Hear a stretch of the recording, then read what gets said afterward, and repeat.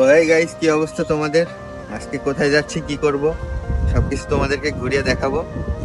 ভিডিওটি দেখতে সাথেই থাকো। তো এখান থেকে আমাদের যাত্রা শুরু।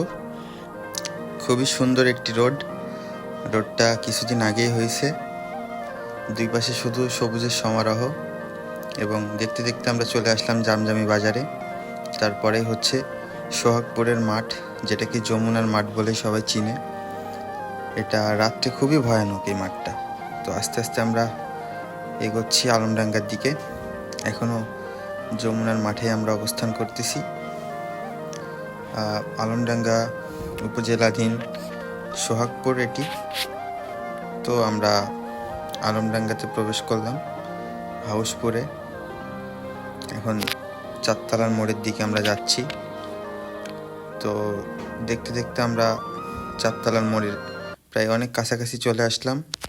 একটি চায়ের দোকানে চা খেতে আসলাম, যেটি মার্কেটের ভেতরে অবস্থিত, নিউ মার্কেটের একদম সামনে।